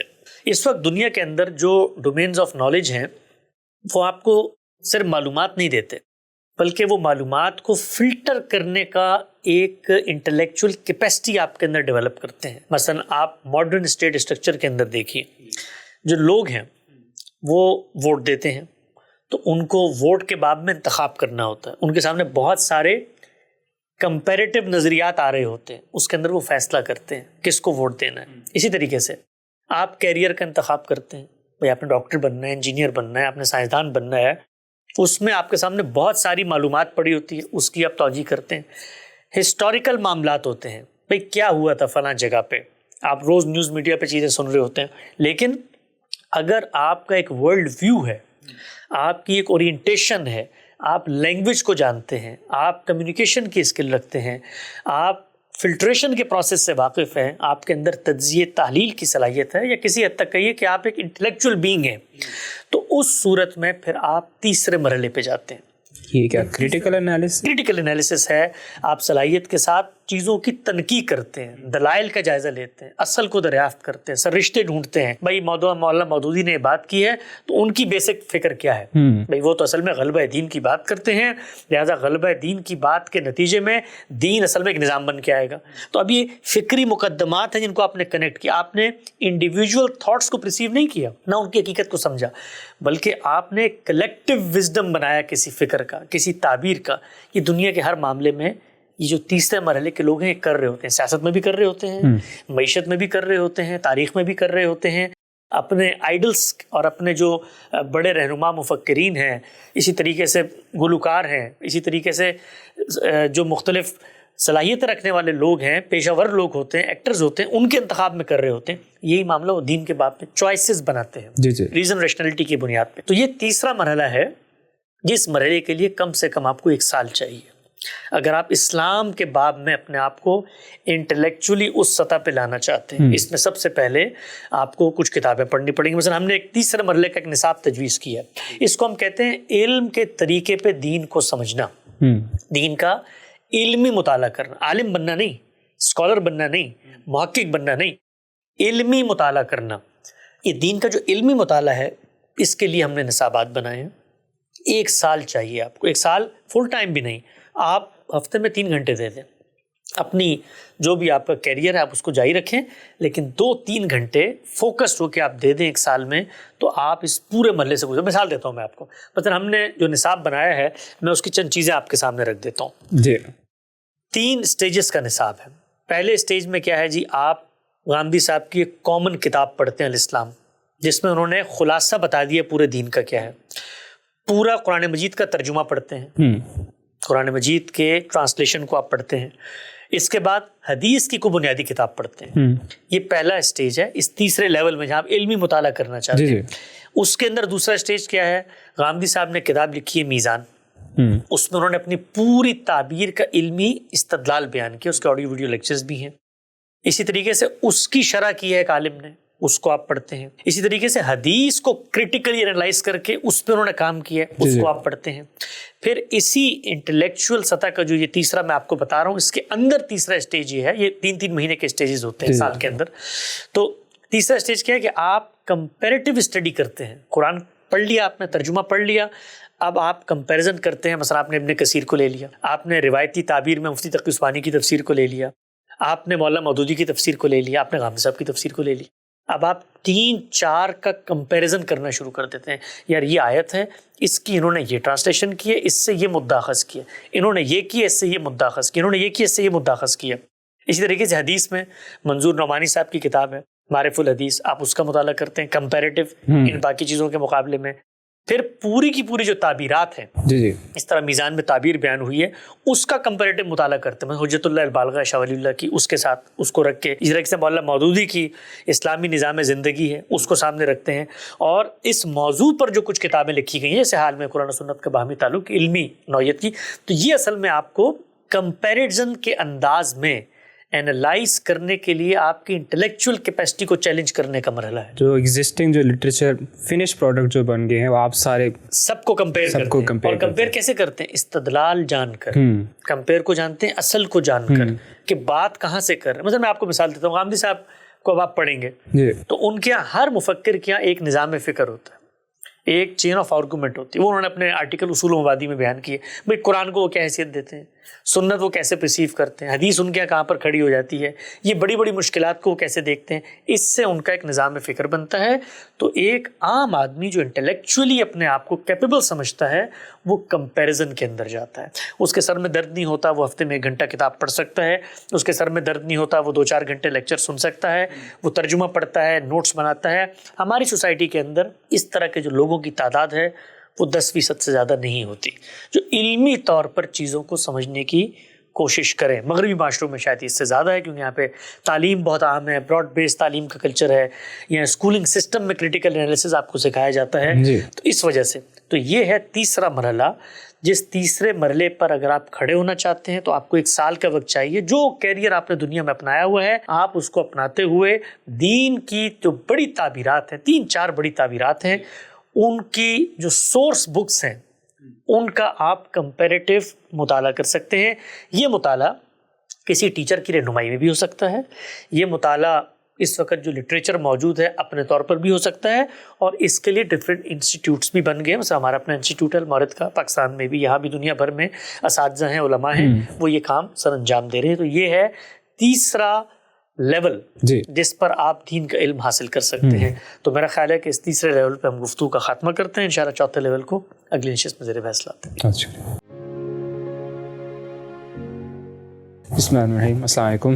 حسن بھائی کے ساتھ ہم دین کا عالم کس طرح بننا چاہے اس کے بارے میں، ہم صلاحیتوں کے بارے میں بات کر رہے تھے. اس میں 4 کیٹیگریز تھی. پچھلی بار ہم نے تیسری کیٹیگری کا مطالعہ کیا تھا، اس بار چوتھی. حسن بھائی جی، میں نے عرض کیا تھا کہ 3 لیولز ہیں. اگر آپ ایک انسان کی حیثیت سے اللہ کے دین کے ساتھ اپنے تعلق کا اظہار کرنا چاہتے ہیں تو یہ ضروری نہیں ہے کہ آپ اس کے لیے دین کے محقق عالم بنیں. اپنی صلاحیت کا جائزہ لیں. عام آدمی ہیں، عملی مطالبات تک رہیں. اس سے آگے بڑھ کے حقائق کو جاننے کی صلاحیت رکھتے ہیں. 3 مہینے کے اندر آپ دین کی پوری حقیقت کو جان سکتے ہیں عملی مطالبات کی فہرست کے ساتھ ساتھ. اس سے آگے بڑھ کے اپنے آپ کو ایک انٹلیکچوئل سمجھتے ہیں، تجزیاتی صلاحیت اپنے اندر رکھتے ہیں، ایک بصیرت رکھتے ہیں. کچھ آپ کا حافظہ ہے، کچھ دنیا کا ورلڈ ویو ہے، کچھ لینگویجز کا تعارف ہے، کچھ آپ ڈکشن کو جانتے ہیں، جدید معاشرے کو جانتے ہیں، اور مذہب کی اس سے ریلیونس کو قائم رکھ کے نہ صرف ایک عمل درآمد کرنا چاہتے ہیں، اپنے بچوں کو تعلیم دینا چاہتے ہیں، اس کی ریزننگ کو جاننا چاہتے ہیں. تو سال کا سفر ہے. اس سال میں 3 لیولز ہیں. اس میں آپ بیسک سے شروع کرتے ہیں چیزوں کو پڑھتے پڑھتے اور کمپیریٹیو اسٹڈیز تک چلے جاتے ہیں. اس سے آپ کا ایک دینی نقطہ نظر بن جاتا ہے عمل کرنے کی حد تک. یہ 3 رجحانات میں نے بتائے. اس کے بعد ایک چوتھی ضرورت ہے جو آپ سے آپ پیدا ہوتی ہے، دنیا بھر میں پیدا ہوتی ہے. وہ یہ کہ کچھ لوگوں کو تو ہونا چاہیے نا کہ جو اسپیشلائز کریں. جی. اور اسپیشلائزیشن تو ناگزیر ہے، ہر معاملے میں ہوتی ہے. انجینئرنگ کے اندر آپ دیکھیں، ڈاکٹری کے اندر آپ دیکھیں، دنیا کا ہر شعبہ اس کا تقاضا کرتا ہے کہ اس کے ایکسپرٹس پیدا کیے. وہی ایکسپرٹس ہیں جو پھر یہ کتابیں لکھتے ہیں، جو تیسرے لیول کے لوگوں کو دین سمجھانے کے لیے لٹریچر پروڈیوس کرتے ہیں، جو دوسرے لیول کے لوگوں کو دین پہنچانے کے لیے ڈکشن اور لٹریچر فراہم کرتے ہیں. وہی ہیں جو یہ پیچھے کے جتنے مراحل ہیں جو وہ طے کروا رہے ہوتے ہیں. تو اسپیشلائزیشن ہونی چاہیے ہے. یہ دنیا کا عملی ناگزیر تقاضا ہے. اس کو قرآن مجید نے بیان کیا ہے کہ تم میں سے کچھ لوگوں کو اٹھنا چاہیے. کیوں؟ لیتفقہوا فی الدین، کہ وہ دین کے اندر تفقہ پیدا کرے. مطلب بصیرت، ان ڈیپتھ نالج ہونی چاہیے ان کی. ریسرچ بیسڈ کام کرنا ہے، محقق بننا ہے انہوں نے. اور وہ یہ کام کیوں کریں گے؟ تاکہ جو دین کا پورا شاخلہ بنتا ہے اس کو لوگوں کے سامنے رکھیں، اور نتیجہ جو ہے دین کا، نتیجہ کیا ہے کہ لوگوں کی انذار ہو، یاد دہانی، اس کی وہ سرگرمی انجام دے. تو پہلی بات تو ہمیں پتہ چل گئی کہ ناگزیر ضرورت ہے، عالم تو کچھ نہ کچھ لوگوں کو بننا ہی پڑے گا. دوسری بات ہمیں معلوم ہوئی کہ وہ چند لوگ ہی ہوں گے، چند ہی ہو سکتے ہیں، چونکہ جو اس سطح تک اپنے آپ کو پہنچاتے ہیں کہ آپ کے خیال میں ہر شہر کے اندر ہر جو نارمل ڈاکٹر ہے وہ آئی اسپیشلسٹ ہوگا، وہ دل کا سرجن ہوگا. چند لوگ ہوتے ہیں. آپ دیکھیں کسی شہر میں جہاں پوچھتے ہیں گردے کے بڑے ڈاکٹرز کون سے ہیں، تو آپ کو پتہ لگے گا یہ 5 6 7 ڈاکٹر ہیں. جنرل پریکٹیشنر تو آپ کو بہت سارے مل جائیں گے، لیکن جو اسپیشلائز کرنے والے لوگ ہیں وہ ہمیشہ زیادہ محنت چاہتے ہیں، ان میں زیادہ صلاحیت ہونی چاہیے، ان کے اندر زیادہ گہرائی ہونی چاہیے، ان کا پیالہ زیادہ بڑا ہونا چاہیے تاکہ وہ اس کو بھر سکیں. تبھی وہ محقق بنتے ہیں، اس فیلڈ کے پائنیئرز بنتے ہیں، نویلٹی لے کر آتے ہیں کام میں. تو دوسری بات ہمیں معلوم ہوئی کہ چند لوگوں کو ہونا ہے. اب جب چند لوگوں کو ہونا ہے تو آپ یہ دیکھیے کہ خود جس طرح میں نے پچھلی نشست میں مثال دی تھی کہ رسول اللہ کے زمانے میں بھی آپ جیسی عظیم ہستی کے ہوتے ہوئے بھی ہر سطح کے لوگ موجود ہیں. تو اس زمانے میں بھی جو علماء صحابہ ہیں جو دین کے اندر تفقہ اور بصیرت پیدا کرتے ہیں، علمی انداز میں چیزوں کو جانتے ہیں، چیزوں کی ہرمیونیٹکس کو، چیزوں کی اپسٹیمولوجی کو کنیکٹ کرنا جانتے ہیں. اسی طریقے سے ایک حکم دے دیا ہے تو اس کی ریزننگ کو اس صورتحال پہ اپلائی کرنے کی صلاحیت رکھتے ہیں جس کے بارے میں قرآن خاموش ہے، حدیث خاموش ہے. اجتہاد کرنا جانتے ہیں، لینگویج کو اپریشیٹ کرنا جانتے ہیں. 2 مسئلوں کے اندر اگر کہیں تناقض آ جاتا ہے تو اس کی تطبیق کیسے کرنی ہے اس کو جانتے ہیں. خود رسول اللہ صلی اللہ علیہ وسلم کے عہد میں آپ دیکھیے یہ تعداد 8-10 سے زیادہ کی نہیں ہے. اچھا. جو علماء صحابہ کہلاتے ہیں، بلکہ ان میں تو ایک تعبیر ہے عبادلہ ثلاثہ کی، وہ تینوں کے تینوں چونکہ اپنا ایک محققانہ ذوق رکھتے ہیں. آپ کے ذہن میں ہوں گے وہ تینوں کے نام، عبداللہ بن عمر ہیں، عبداللہ بن مسعود ہیں، عبداللہ بن عباس ہیں، اور ہر جگہ ہمارے ان کے اقوال بھی. یہ علماء صحابہ ہیں. کیا جو ان کا انداز تھا دین کو دیکھنے کا وہ اس تمام صحابہ کا تھا؟ ہرگز نہیں. انہی کے پاس وہ پھر آتے تھے. خواتین میں دیکھیں آپ سیدہ عائشہ ہیں, ان کے ابھی اسی طرح کی تفقہ کی بصیرت ہے. ان کے سامنے آپ ایک حدیث بیان کرتے ہیں, وہ کہتے نہیں تو قرآن مجید کے خلاف ہے. تو اب یہ صلاحیت کیسے پیدا ہوتی ہے؟ اسپیشلائزیشن سے, غور و فکر سے. اس کے لیے 3 اسٹیپس ہیں جو ناگزیر ہیں. جی. پہلا اسٹیپ یہ ہے کہ آپ میں اسپیشلائزیشن کی صلاحیت اللہ نے رکھی ہو. کیسے معلوم ہوگا کہ اللہ تعالیٰ نے مجھے اس مقصد کے لیے پیدا کیا ہے؟ بہت آسان طریقہ ہے اس کا. انسان اپنا جب جائزہ لینا چاہتا ہے نا, تو اس کے کچھ سسٹمیٹک ٹولز ہیں. مثال کے طور پہ ایک محقق عالم کے اندر مطالعے کا شوق ہوتا ہے, وہ پڑھتا ہے, وہ چیزوں کی تنقیح کرتا ہے, وہ بور نہیں ہوتا علمی مقدمات کی تحلیل کے مرحلے سے. یہ فنومنا جیسے ہی آپ کے اندر شعور آتا ہے ڈیولپ ہونا شروع ہو جاتا ہے. یہ آپ اگر غور کر کے دیکھیں, جتنے بھی ماہرین ہیں اپنے اپنے فنون کے, وہ 12ویں کرتے ہی یہ محسوس کرتے ہیں کہ یار ہمیں تو مثال کے طور پہ کمپیوٹر سائنس کی فیلڈ میں ایک محقق بننا ہے, ایک سائنٹسٹ بننا ہے, یا ہم نے ایک ڈاکٹر بننا ہے بڑے اعلیٰ درجے کا. وہ مطالعہ کر رہے ہوتے ہیں, وہ پڑھ رہے ہوتے ہیں, وہ جرنل اسٹڈی میں جو اس علم سے متعلق چیزیں ہوتی ہیں ان میں ان کا غور ہوتا ہے. آپ نے دیکھا ہوگا جو اچھے موسیقار بننا چاہتے ہیں ان کے کمروں میں پوسٹرز لگے ہوتے ہیں بڑے بڑے موسیقاروں کے, انسپریشن لے رہے ہوتے ہیں. زندگی کے اندر ان کا اوڑھنا بچھونا وہ کام بن رہا ہوتا ہے. تو پہلی چیز تو یہ ہے کہ اس کا جائزہ لیں ہم کہ دین کا عالم بننے کی جو ارج ہے. جی. ہمارے استاد جناب غامدی صاحب کا ایک بہت پرانا انٹرویو میں دیکھ رہا تھا, آج سے کوئی 25-30 سال پہلے. تو ان سے پوچھا کہ بچپن میں آپ کیا سوچتے تھے کہ آپ نے بڑے ہو کے کیا بننا ہے؟ کہتے تھے میں سوچتا تھا کہ میں بڑے ہو کے ابن تیمیہ بنوں گا.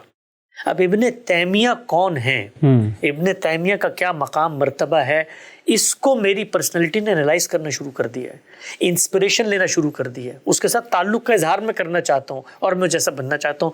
تو پہلی چیز تو یہ ہے کہ آپ کی پرسنالٹی میں ارج موجود ہے, پہلی بات. دوسری چیز یہ ہے کہ ارج کے بعد جو محنت اس کے لیے درکار ہے آپ کو اس کا ادراک ہے. آپ جانتے ہیں کہ محقق عالم کیسے بنا جاتا ہے, آپ کو پتہ ہے کہ اس کے لیے کم سے کم 20, 25, 30 سال آپ کو دینے پڑیں گے اپنی زندگی کے. آپ کو پتہ ہے کہ اس میں بڑی بڑی علم کی مشکلات ہیں جن میں آپ نے زندگی کو کھپانا ہوگا. آپ کو پتہ ہے کہ بہت سارے رجحانات جو آپ ٹھیک سمجھ کے برسوں محنت کر کے اپنائیں گے ان کو آپ نے دفن کرنا ہوگا, اس لیے کہ وہ علم کی دنیا میں ثابت نہیں ہوتے.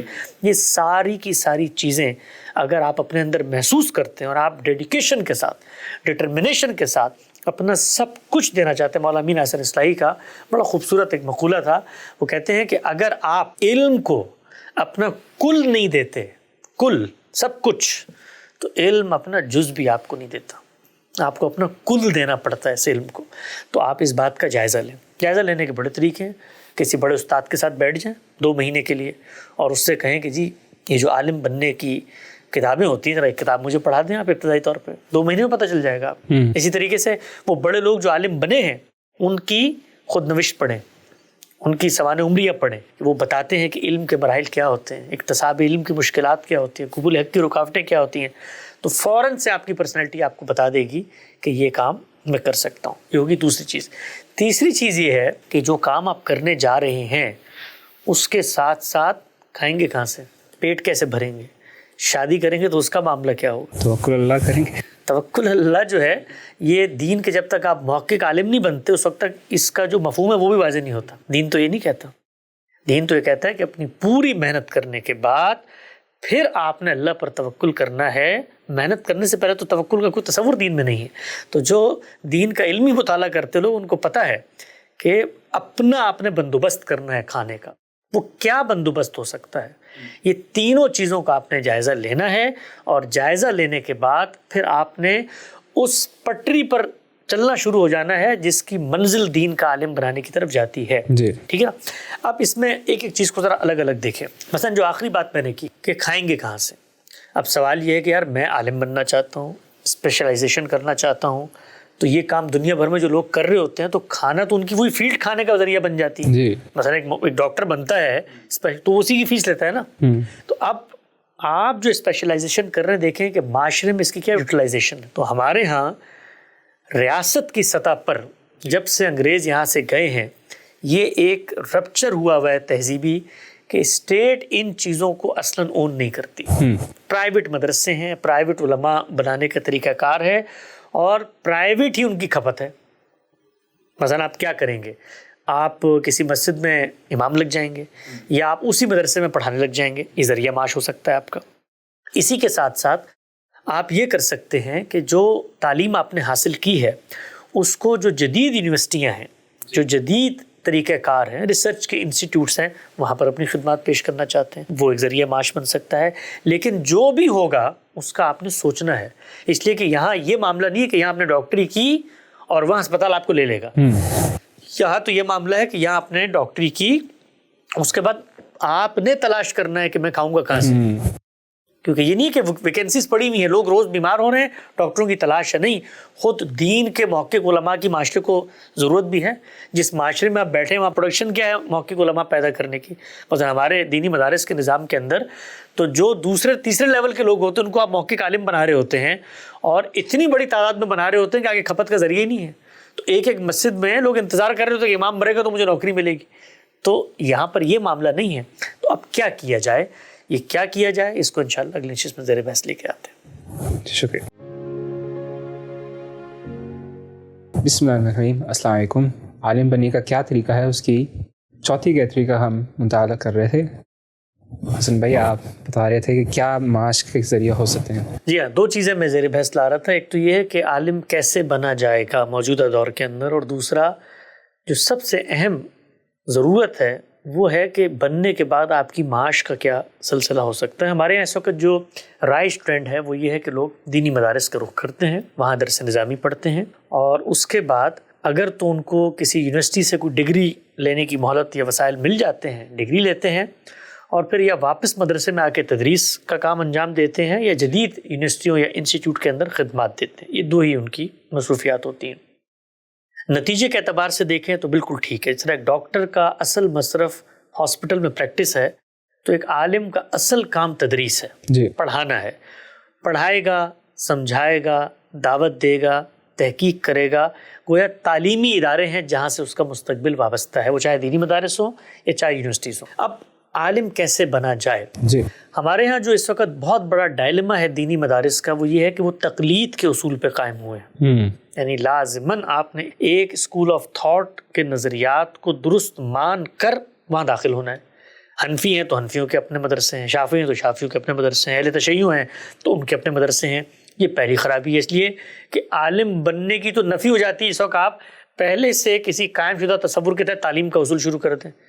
دنیا میں تحقیق جو ہے وہ ہو ہی نہیں سکتی اگر آپ پہلے سے مانیں کہ میں ٹھیک ہوں. تو تعلیم کا جو بنیادی طریقہ ہے وہ یہ ہے کہ آپ سب سے پہلے تعارف کرائیں جتنے افکار ہیں دنیا بھر میں, اور پھر ان تعارف کے بعد ان کی سورس بکس جو ریفرنس بک ہیں ان تک پہنچنے کا استعداد پیدا کریں, طالب علم کے اندر صلاحیت پیدا کریں, اور پھر یہ اس کا کام ہے کہ وہ تجزیے کے نتیجے میں کس جگہ پر پہنچتا ہے, اور پھر اس کے بعد اس کی صلاحیت ہے کہ وہ اس میں کیا نشو نما کرتا ہے, کیا تغیرات پیدا کرتا ہے.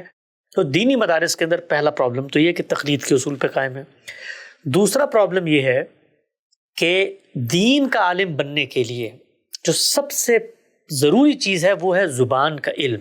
جی, مثلا جو دین کے اسکرپچرز ہیں, دین کے ماخذ ہیں, سورسز ہیں, وہ ایک لینگویج کے اندر آپ کے پاس آتے ہیں. قرآن مجید ہے عربی زبان میں ہے, حدیث کا ذخیرہ عربی زبان میں ہے, خود اس علم کے اوپر جو کام ہوا ہے وہ سب کا سب عربی زبان میں ہے, یا کچھ فارسی زبان میں ہے یا کچھ اردو زبان میں ہے. تو آپ کو لینگویجز سیکھنی ہے. لینگویج جب تک آپ نہیں سیکھیں گے اس وقت تک آپ اوریجنل سورسز تک رسائی حاصل نہیں کر سکتے.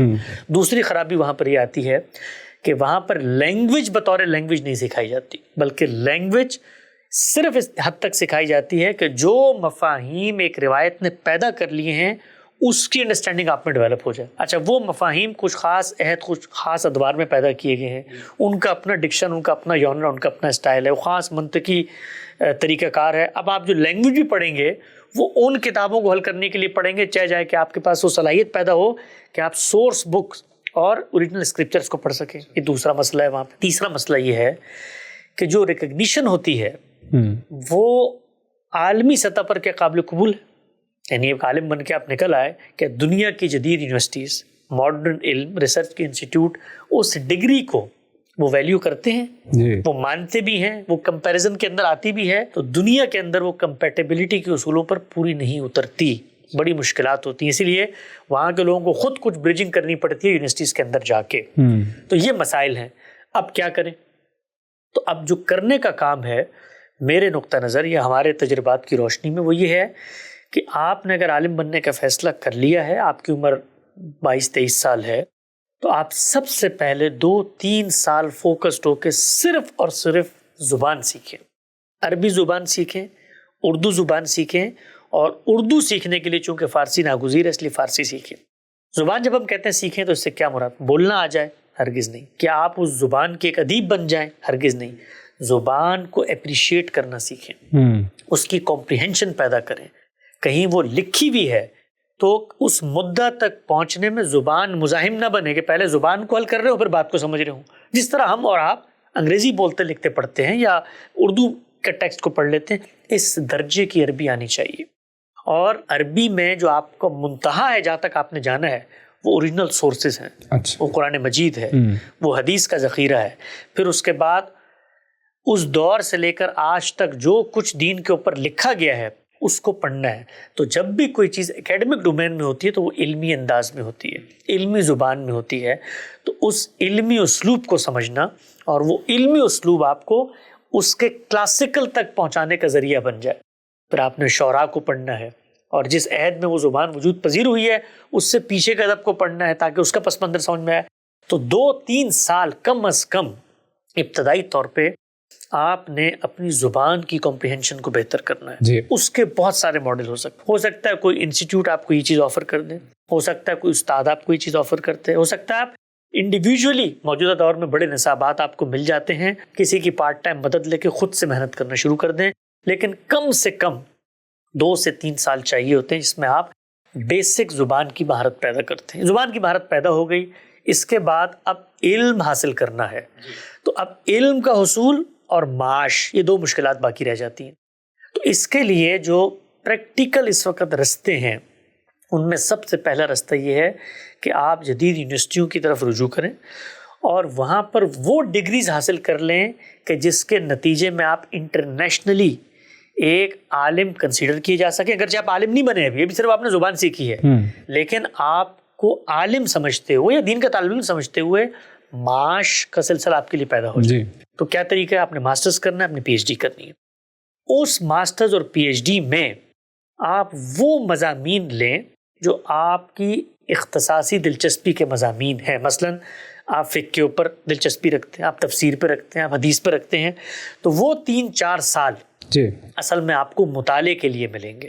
ابھی آپ عالم نہیں بنے, ابھی اس سفر کا آغاز ہوا ہے, لیکن ایک بڑی معاشی ضرورت آپ کی پوری ہونا شروع ہو جائے گی. عام طور پہ پی ایچ ڈی میں اسکالرشپ مل جاتی ہیں. آپ اس عمر میں شادی کر سکتے ہیں, 26-27 سال کی عمر میں, 23 سال کی عمر میں آپ نے زبان سیکھنی شروع کی, 27-28 سال کی عمر میں آپ نے کہیں پی ایچ ڈی میں داخلہ لے لیا اور ایک تحقیقی مقالہ لکھنے کا آغاز کر دیا. اس میں اب آپ کو پڑھنے کا موقع ملے گا.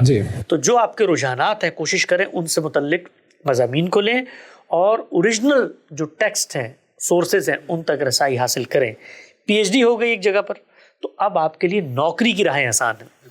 آپ جدید یونیورسٹیز کے اندر پڑھا سکتے ہیں. دنیا بھی مروب ہو جاتی ہے, ڈاکٹر صاحب لکھا ہوا نام کے ساتھ آپ اپنا پروڈکشن ہاؤس بنا کے کوئی چیز آن لائن پڑھانا شروع کرتے ہیں, اس کی بھی ایک فرق پیدا ہو جاتی ہے. گویا آپ ایک سرٹیفائڈ قسم کے آدمی بن جاتے ہیں, ریکگنیشن مل جاتی ہے. اگرچہ علمی لحاظ سے آپ عالم نہیں بنے ابھی تو اس سفر کا آغاز ہوا ہے. پھر آپ کے پاس زندگی کی یہ مہلت ملتی ہے آپ کو کہ اب آپ پڑھا رہے ہیں, کچھ پیسے بھی آ رہے ہیں, ٹولز آپ کے پاس آ گئے ہیں, زبان آپ کو آتی ہے, تحقیق کا منہج پتہ چل گیا, آپ علم حاصل کرنا شروع کریں. تو اب جو علم کا حصول ہوگا اس میں جب آپ تعبیرات کو ان ڈیپتھ مطالعہ کریں گے تو ہر تعبیر کے کم سے کم 8 سے 10 ہزار صفحات ہیں. مثلا میں اپنی ہی تعبیر کو لے لیتا ہوں, فکر فراہی کو.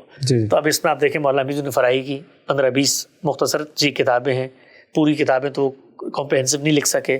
مولانا امین حسن اصلاحی کی کوئی 10-15 کتابیں ہیں تدبر قرآن 9 جلدوں میں, اس کو آپ نے پڑھنا ہے.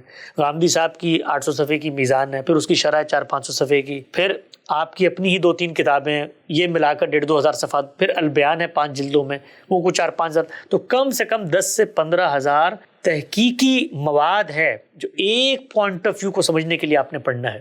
یہی معاملہ دین کی جو صوفیانہ تعبیر ہے اس کے باب میں ہوگا، یہی معاملہ جو دین کی سیاسی تعبیر ہے اس کے باب میں ہوگا. تو اب آپ کو 10 سے 15 سال کی مہلت چاہیے ہے. اس مہلت کے اندر آپ ان ڈیپتھ انالیسس کرتے ہیں، آپ اصل سے فرع کی طرف جاتے ہیں، سررشتوں کو تلاش کرتے ہیں اور ان پہ جو تنقیدات ہوئی ہوتی ہیں ان کا کمپیریٹیو مطالعہ کر رہے ہوتے ہیں، ایک ایک چیز کو پرکھ رہے ہوتے ہیں، کھنگال رہے ہوتے ہیں. تو پھر یہ لائف لانگ جرنی ہے.